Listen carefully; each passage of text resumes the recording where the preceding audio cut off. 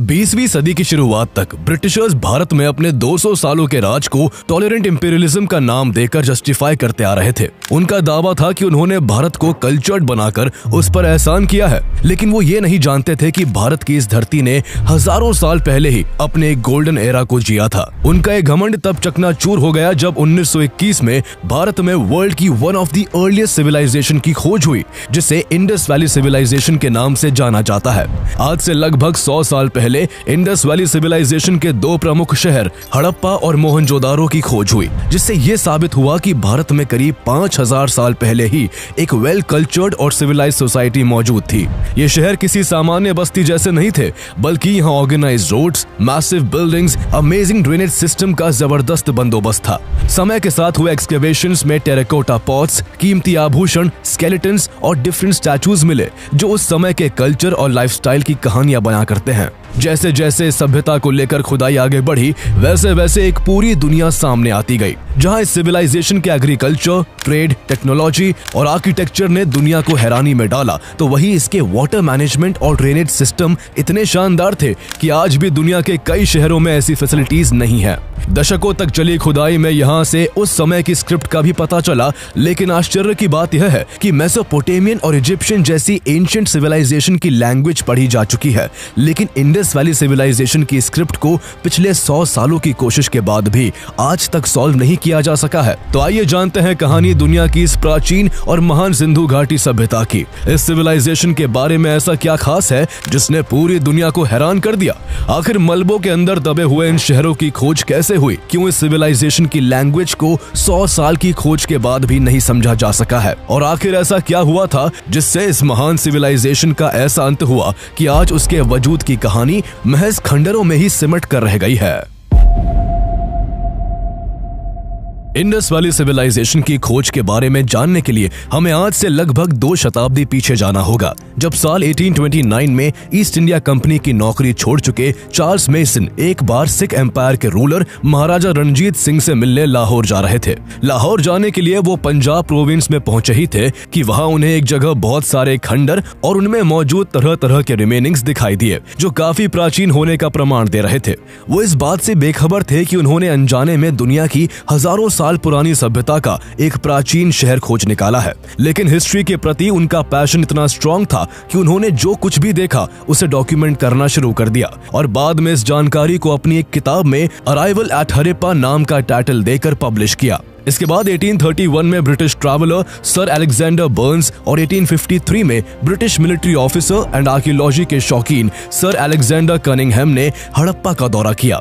Alexander Cunningham इस जगह से इतने आकर्षित हुए कि उन्होंने 1856 में फिर से यहाँ का दौरा किया और यहाँ उन्हें खंडरों में कई सिक्के मिले जो हजारों साल पुरानी सभ्यता के होने का प्रमाण दे रहे थे। अलेक्जेंडर कनिंघम को यहाँ की हर चीज एक मिस्ट्री की तरह नजर आ रही थी, जिसे वो सुलझाना चाहते थे। इसलिए 1861 में जब वो मेजर जनरल के पद से रिटायर हुए तो उन्होंने आर्कियोलॉजी की स्टडी और कंजर्वेशन के लिए एक डेडिकेटेड ऑर्गेनाइजेशन को बनाने पर फोकस किया। उनकी ही पहल पर 1861 में आर्कियोलॉजिकल सर्वे ऑफ इंडिया यानी ASI की स्थापना हुई और उनको ASI का पहला डायरेक्टर जनरल नियुक्त किया गया। अलेक्जेंडर कनिंघम पहले व्यक्ति थे जिनकी वजह से ये जगह ASI के संरक्षण में आ गई थी। उन्होंने 1872 और 1873 के अराउंड यहाँ कुछ स्मॉल ट्रायल एक्सकेवेशन भी किए थे, जिसमें मिली चीजों और जानकारियों को लेकर उन्होंने ASI की पहली रिपोर्ट पब्लिश की, जिसमें वहाँ एक सील मिलने की बात की गई थी। एक काले रंग की सील पर बिना कुबड़ वाला एक बैल उकेरा हुआ था, जिसकी गर्दन के नीचे 2 तारे बने हुए थे और बैल के ऊपर 6 कैरेक्टर्स का एक इंस्क्रिप्शन भी लिखा हुआ था। इसके बाद हड़प्पा की खोज में सबसे अहम काम 1902 में सर जॉन मार्शल के ASI का डायरेक्टर बनने के बाद हुआ। जॉन मार्शल ने हड़प्पा में बड़े लेवल पर खुदाई का काम शुरू करवाने का फैसला किया और उन्होंने इसकी जिम्मेदारी इंडियन आर्कियोलॉजिस्ट दयाराम साहनी को सौंपी। 1920 में दयाराम साहनी के अंडर ऑब्जर्वेशन में इस जगह का एक्सकेवेशंस का काम शुरू किया गया। एक साल बाद दयाराम साहनी को पंजाब प्रोविंस के मोंटगोमेरी डिस्ट्रिक्ट में रावी नदी के तट के आसपास भारी मात्रा में पुराने अवशेष मिलने शुरू हो गए। उस वक्त तक कार्बन डेटिंग की टेक्नोलॉजी आ चुकी थी, जिससे जांच में इन अवशेषों की उम्र कई हजार साल पहले की मानी गई। इस तरह पहली बार यहाँ एक शहर खोजे जाने की पुष्टि हुई, जिससे विश्व भर में भारत में खोजी जाने वाली इस सभ्यता के बारे में बात होने लगी। चूँकि क्योंकि यहाँ के लोकल लोग इसे हड़प्पा के नाम से जानते थे, इसलिए इस शहर का नाम हड़प्पा रख दिया गया। आर्कियोलॉजिस्ट को उम्मीद थी कि यह सभ्यता काफी दूरी में फैली हो सकती है, इसलिए ज्यादा से ज्यादा एरिया को खंगालने के लिए इस काम में डी.आर. भंडारकर, राखल दास बनर्जी और एम.एस. वत्स को भी लगा दिया गया था। 1922 में राखल दास बनर्जी को खुदाई के दौरान हड़प्पा से करीब 590 किलोमीटर नॉर्थ में इंडस रिवर के आसपास हड़प्पा की तरह के ही पुराने अवशेष मिलते हैं, जिनकी उम्र भी जांच में हजारों साल पुरानी थी। यहाँ एक ही जगह पर एक के ऊपर एक कई मानव कंकाल मिले थे, इसलिए इस जगह का नाम मोहनजोदारो रख दिया गया था, जिसका मतलब मुर्दों का टीला होता है। इसके बाद 1924 में जॉन मार्शल ने ऑफिशियली लंदन की एक मैगजीन के जरिए ब्रिटिश इंडिया में एक एंशिएंट सिविलाइजेशन को खोज निकालने की घोषणा कर दी। हड़प्पा और मोहनजोदारो जैसे दो प्रमुख शहरों समेत कई प्राचीन गांव इंडस रिवर के किनारे पाए गए थे, इसलिए इसे इंडस वैली सिविलाइजेशन या सिंधु घाटी सभ्यता के नाम से जाना गया। सबसे पहली खोज हड़प्पा की हुई थी, इसलिए इसे हड़प्पन सिविलाइजेशन के नाम से भी जाना जाता है। इस सिविलाइजेशन के अस्तित्व ने पूरी दुनिया को हैरान कर दिया था। तब तक मेसोपोटामिया सिविलाइजेशन, इजिप्शियन सिविलाइजेशन और चाइनीज सिविलाइजेशन दुनिया की लार्जेस्ट एंशिएंट अर्बन सिविलाइजेशन मानी जाती थी। इंडस वैली सिविलाइजेशन की खोज के बाद इसका नाम भी दुनिया की 4 सबसे प्राचीन सभ्यताओं में शुमार हो गया। इंडस वैली सिविलाइजेशन को जहां कुछ रिसर्चर्स 5000 साल पुराना मानते हैं, तो वही ऐसे एविडेंस भी देखने को मिले हैं जिससे सिविलाइजेशन को 8000 साल पुराना भी माना जाता है। लगभग 100 साल से इंडस वैली सिविलाइजेशन की साइट्स की खोज होती रही है और तब से अब तक इंडस वैली सिविलाइजेशन की 1400 से भी ज्यादा साइट्स को खोजा जा चुका है, जिनमें से फिलहाल 925 साइट्स इंडिया में और 475 साइट्स पाकिस्तान में है। खोजी गई साइट्स में से करीब 100 साइट्स इंडस रिवर के करीब पाई गई, जबकि लगभग 500 साइट्स घग्गर हकरा रिवर के आसपास डिस्कवर हुई हैं। यह खोज आज भी लगातार जारी है। खोजे गए शहरों और साइट्स पर हुई रिसर्च के आधार पर हिस्टोरियंस को पता चला कि आखिर इंडस वैली सिविलाइजेशन की शुरुआत कब और कैसे हुई थी और यह सिविलाइजेशन कितनी दूर तक फैली हुई थी। मेसोपोटामिया, इजिप्ट और चाइना की सिविलाइजेशंस के मुकाबले में इंडस वैली सिविलाइजेशन सबसे बड़े इलाके में फैली हुई थी। इसके अंडर करीब 12,60,000 स्क्वायर किलोमीटर का एरिया था, जो आज के इंडिया, पाकिस्तान और अफगानिस्तान तक फैला हुआ था। इस सिविलाइजेशन के हड़प्पा, मोहनजोदारो और आमरी नाम के कई प्रोमिनेंट साइट्स पाकिस्तान में, जबकि कालीबंगन, लोथल, सुरकोटड़ा, बनावली और ढोलावीरा इंडिया में स्थित है। एक समय पर इंडस वैली सिविलाइजेशन में लगभग 50 लाख लोग रहते थे। इंडस वैली सिविलाइजेशन को 3 phases, early Harappan phase, mature Harappan phase and let Harappan phase में बांटा गया है। अर्ली हड़प्पन फेज की शुरुआत 3300 BCE में हुई थी, जब सिंधु नदी और इसकी सहायक नदियों के किनारे फैली हुई जमीनों पर पहाड़ी इलाकों से लोग इकट्ठा होने लगे थे। ये इलाके काफी फर्टाइल थे, जिससे यहाँ खेती करना आसान था, इसीलिए लोगों ने यहाँ अपना ठिकाना बना लिया। धीरे धीरे यहाँ लोगों की संख्या बढ़ती गई और 2600 BCE आते आते पहले यहाँ कबीला, फिर गांव और आगे चलकर यहाँ नगर बसाए जाने लगे। 2600 BCE से 1900 BCE के बीच के समय को मैच्योर हड़प्पन फेज कहा जाता है, जिसे इसका गोल्डन एरा माना जाता है। इसी दौरान हड़प्पा, मोहनजोदारो और लोथल जैसी जगह बड़े अर्बन सेंटर्स में ट्रांसफॉर्म हुई थी। इंडस वैली सिविलाइजेशन के शहर एक इंटरेस्टिंग पैटर्न के साथ बने होते थे। हर नगर में 2 मेजर सेगमेंट्स होते थे। पहला लोअर माउंट, जो कि मुख्य शहर था, जहां लोगों के रहने के लिए घर थे, और दूसरा अपर माउंट, जो हायर ग्राउंड पर बना होता था। अपर माउंट में सभी मुख्य इमारतें मौजूद होती थी, जहां मार्केट प्लेस, वर्कशॉप्स और मीटिंग प्लेसेस का बंदोबस्त होता था। यहाँ कई गोदाम भी होते थे, जिनमें उपजाए गए अनाजों को स्टोर किया जाता था। हालांकि कुछ विशेषज्ञों के अनुसार अपर माउंट पब्लिक गैदरिंग्स के लिए नहीं, बल्कि एलीट क्लास के लोगों के रहने के लिए था। अपर माउंट और लोअर माउंट के चारों तरफ बाउंड्री वॉल्स होती थी, ताकि शहर को वाइल्ड एनिमल्स और फ्लड से बचाया जा सके। ये प्लानिंग और डिजाइन इंडस वैली सिविलाइजेशन की एडवांस इंजीनियरिंग और अर्बन प्लानिंग स्किल्स को दर्शाता है। यहाँ के घरों का स्ट्रक्चर भी काफी दिलचस्प था। घरों को ब्लॉक्स के आकार में बनाया गया था और इन ब्लॉक्स के बीच में लोगों के आने जाने के लिए काफी चौड़े रास्ते बनाए गए थे। घरों को बनाने के लिए ईंटों का इस्तेमाल किया जाता था और हर ईंट का सिमिलर डायमेंशन होता था। हर घर के अंदर कॉर्नर में एक बाथरूम होता था और बाथरूम से एक नाली निकलती थी जो शहर के नीचे बनी नालियों के मेन नेटवर्क से जाकर मिलती थी, जो पूरे शहर के पानी और कीचड़ को बाहर ले जाती थी। यहाँ का ड्रेनेज सिस्टम इतना शानदार था कि आज भी दुनिया के कई शहरों में पानी निकालने की इतनी शानदार फैसिलिटीज नहीं है। ड्रेनेज सिस्टम के साथ साथ इंडस वैली सिविलाइजेशन में वाटर रिसोर्सेज की व्यवस्था और उसका रखरखाव भी काफी कमाल का था। जगह जगह साफ पानी के लिए कुएं होते थे जिसे लोग पीने और खाना बनाने के लिए इस्तेमाल करते थे। मोहनजोदारो में एक्सकेवेशन के दौरान एक बड़ा जलकुंड भी मिला जिसे द ग्रेट बाथ के नाम से जाना जाता है। द ग्रेट बाथ शानदार ईंटों से 897 स्क्वायर फीट का बना हुआ था जिसकी गहराई करीब 8 फीट थी। यह bath house religious and social activities के लिए यूज होता था। यहाँ पास ही एक कुआं भी था जहाँ से इसमें रेगुलरली फ्रेश वाटर भरा जाता था और साथ ही कपड़े बदलने के लिए यहाँ पास ही चेंजिंग रूम्स भी हुआ करते थे। इसके अलावा फ्यूचर में पानी के क्राइसिस से बचने के लिए यहाँ के सभी शहरों में कई जगह पानी को स्टोर किया जाता था। धोलावीरा शहर में इस तरह के 16 रिजर्वॉयर्स और वाटर चैनल्स देखने को मिले जिनमें बाढ़ और नदियों के पानी को स्टोर किया जाता था। उस एंशिएंट टाइम में भी Indus valley civilisation civic sense के मामले में अपने टाइम से काफी आगे थी। यहाँ के लोग हाइजीन का खास ध्यान रखते थे। जगह जगह स्ट्रीट्स के किनारे कूड़ा फेंकने के लिए डस्टबिन रखे होते थे और जरूरी निर्देशों के लिए साइन बोर्ड्स का भी इस्तेमाल किया जाता था। एक ऑर्गेनाइज्ड वे ऑफ लाइफ होने के बावजूद हड़प्पन सिविलाइजेशन में किसी रूलर या गवर्निंग सिस्टम के होने का कोई एविडेंस देखने को नहीं मिलता। स्टडीज के हिसाब से तब के लोग मिलजुल कर एक समान तरीके से रहते थे। उनकी ना तो कोई आर्मी थी और ना उनके पास लड़ाई के हथियार थे। इस सिविलाइजेशन में वॉरफेयर का भी कोई एविडेंस नहीं देखने को मिलता। इसके अलावा रिसर्च के दौरान आर्कियोलॉजिस्ट को यहाँ किसी टेम्पल के होने के सबूत तो नहीं मिले, लेकिन पाए गए कुछ सील से इंडस वैली सिविलाइजेशन के लोगों के रिलीजियस होने का अंदाजा लगाया जाता है। इन सील्स में पशुपति सील, प्रोसेशन सील और स्वास्तिका सील शामिल है। पशुपति सील पर एक त्रिशूल लिए हुए योगासन में बैठे व्यक्ति की छवि देखने को मिली जिनके अराउंड एलिफेंट, टाइगर, बफलो और राइनोसरस जैसे जानवरों की छवियां थी। इस मुहर पर कई बैंगल्स, एक हेड ड्रेस और टॉप पर 7 लेटर्स का इंस्क्रिप्शन भी मौजूद है।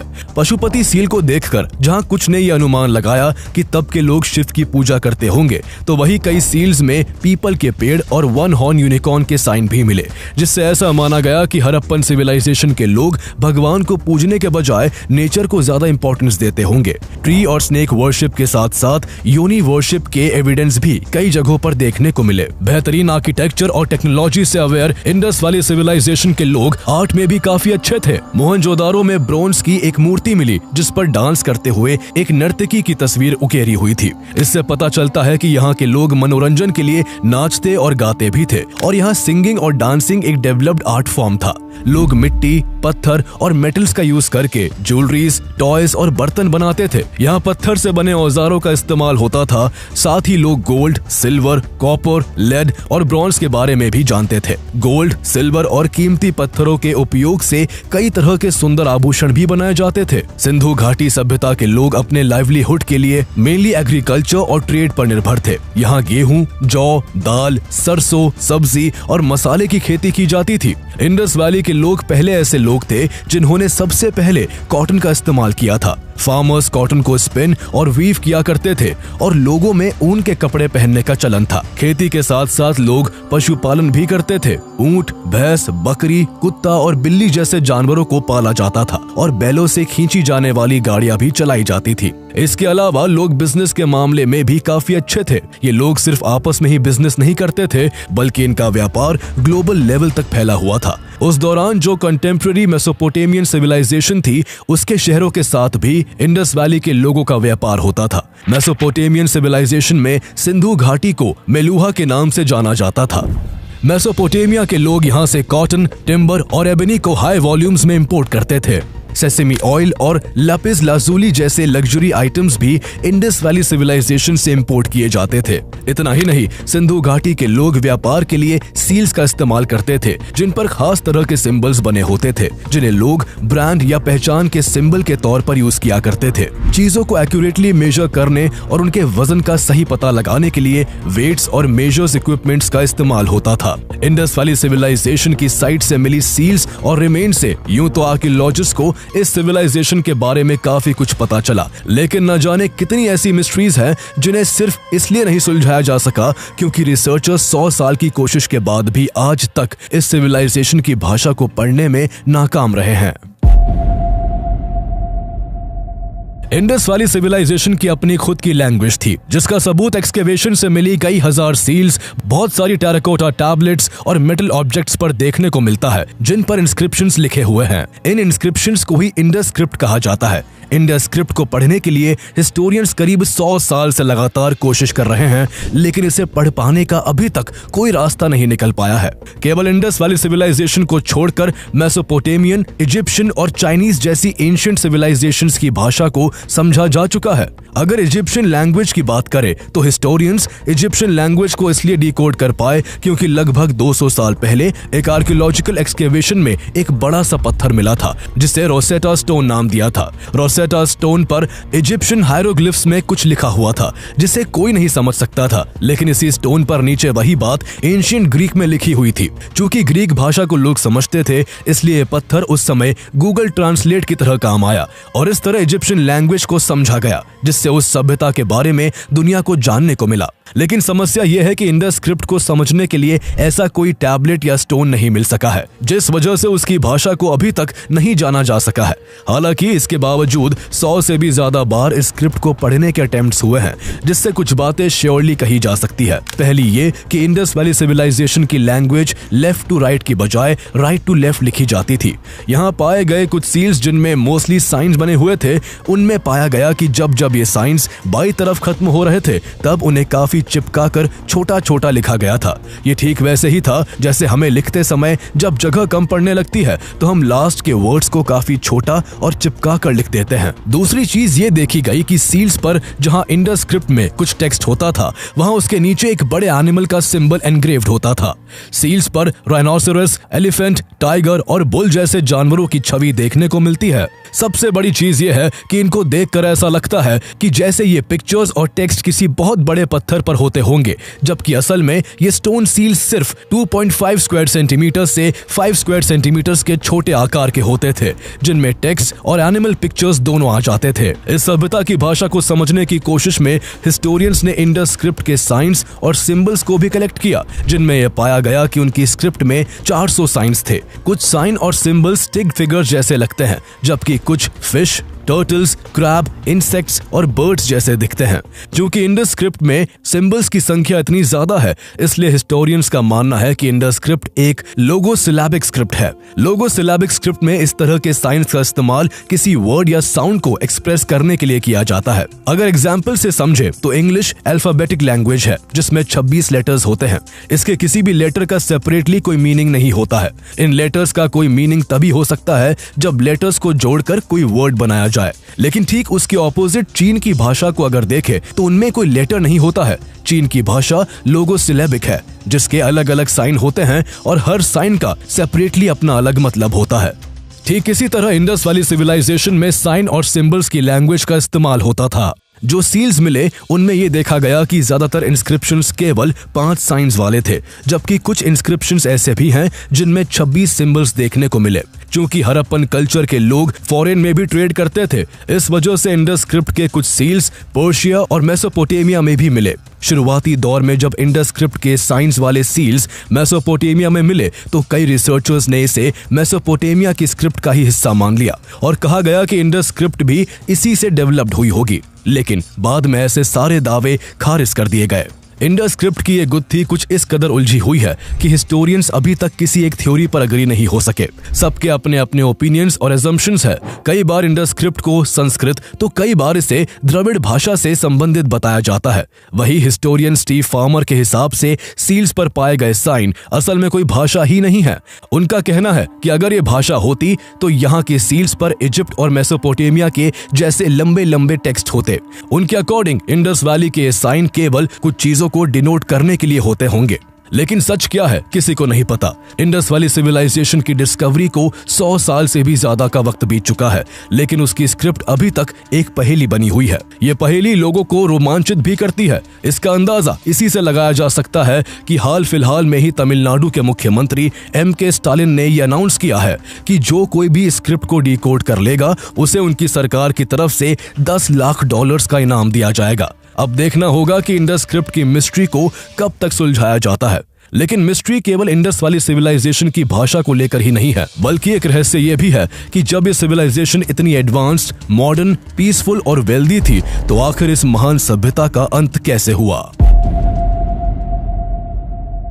आर्कियोलॉजिकल रिकॉर्ड्स के हिसाब से 1900 BCE और 1300 BCE के बीच इस सिविलाइजेशन में रैपिड डिक्लाइन हुआ। इसी को लेट हड़प्पन फेज कहा जाता है। माना जाता है कि यूं तो पहले भी कई बार इस सिविलाइजेशन के कई शहर बाढ़ वगैरह से नष्ट हो गए थे, लेकिन उन्हें हर बार फिर से उन्हीं सेम ग्रिड पैटर्न्स का इस्तेमाल करके बना लिया गया था। मोहनजोदारो को कम से कम 9 बार बनाया गया था, लेकिन जैसे जैसे समय बीता हालात यहाँ बदतर होते गए। यहाँ सिटीज की प्लानिंग बंद हो गई, रोड्स पर और ड्रेनेज सिस्टम्स को मेंटेन नहीं किया गया। द ग्रेट बाथ वेस्ट से भर गया और मेसोपोटामिया के साथ ट्रेड लिंक्स खत्म हो गए। 1700 BCE तक ज्यादातर सिटीज खाली हो चुकी थी। ना तो लोग सेम राइटिंग सिस्टम का इस्तेमाल कर रहे थे और ना ही स्टैंडर्डाइज वेट्स और बिल्डिंग रेशियोज का यूज किया जा रहा था। लेट हड़प्पन फेज करीब 1300 BCE तक कंटिन्यू रहा और इसके बाद के सालों में ये सिविलाइजेशन हमेशा के लिए एक गुजरा हुआ वक्त बन गया। जिस तरह इंडस स्क्रिप्ट को लेकर कोई एकमत नहीं है,